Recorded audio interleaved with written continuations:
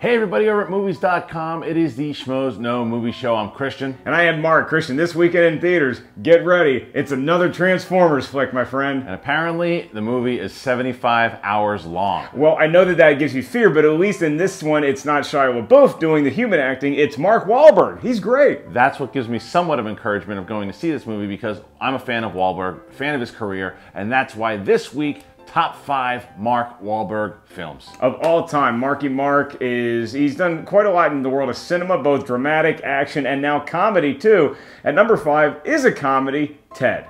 That's right, Ted. He had done some comedies in the past, and with Will Ferrell he did the other guys, but Ted was the one where it was just a back and forth with him and Seth MacFarlane, aka a bear, and it was just, he was so good in this movie. He's kind of dim-witted, loser-esque guy, but in love with Mila Kunis, and it's just, he was really endearing in the movie and funny. Yeah, I caught it the other night on TV, just as funny as the first time I saw it. It's probably one of my favorite comedies, at least of the last decade. Yeah. Number 4 was one of the most heartfelt movies and encouraging stories of all time, and it's very hard for me to put this low on the list.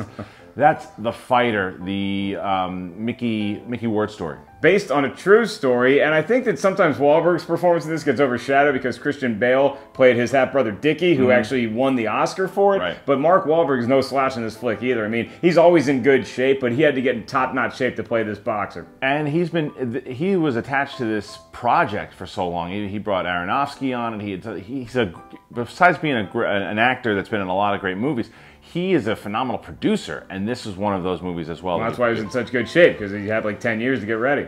Number 3 is a movie that just came out not too long ago, Mark. Yeah, and it made both of our top 10 lists for 2013. That would be the true story of Marcus Luttrell, directed by Peter Berg, Lone Survivor.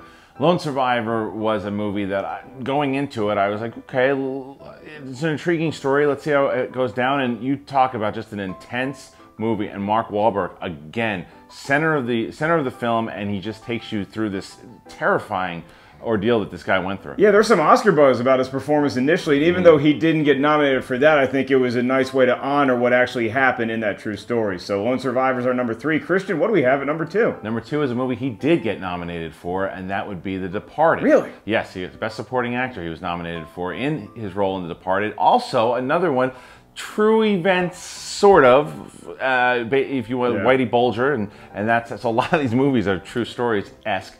And Mark Wahlberg just comes out with some really funny lines. And what happens at the very end, for those of you who haven't seen it, he is the main...